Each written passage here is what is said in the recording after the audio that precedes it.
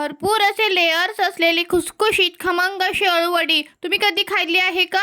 आणि ही खूपच वेगळ्या पद्धतीची अळूवडी आहे। त्यासाठी मिक्सरच्या भांड्यामध्ये 5 ते 6 लसणाच्या पाकळ्या, आलं, हिरवी मिरची, कोथिंबीर घालून याचं छान बारीक वाटण घ्यायचं आहे। आणि यामध्ये मेन इन्ग्रेडियंट म्हणजे यामध्ये ओलं खोबरं घालायचं आहे। याने खूप छान चविष्ट बनतात। आता भांड्यामध्ये 1 वाटी बेसन, अर्धी वाटी तांदळाचं पीठ घालायचं आहे, सोबतच चवीपुरतं मीठ घालायचं आहे। आणि छान अशी खमंग बनण्यासाठी यामध्ये थोडेसे तीळ घातलेले आहेत।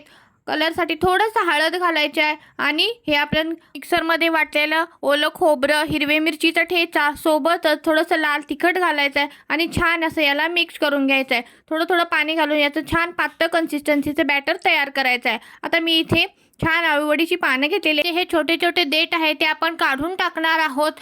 छुरीच्या सहाय्याने कट करायचे आहेत आणि एखाद्या लाटण्याने आपण याला हलकं हलकं प्रेस करायचं आहे। आता जे बनवलेलं बॅटर आहे ते याच्यावरती पातळ असं पसरवून घ्यायचं आहे।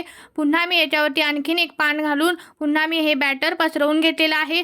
अशाच पद्धतीने 1-2 वेळा आपण हे बनवून घेणार आहोत आणि छान असा रोल तयार करायचा आहे। तुम्ही इथे पाहू शकता, मी इथे अलगद हाताने प्रेस करत हा रोल बनवलेला आहे। आता जी मोदकाची उकडीची चाळण असते यावरती थोडंसं तेल लावून ही वडी आपण ठेवून देणार आहोत।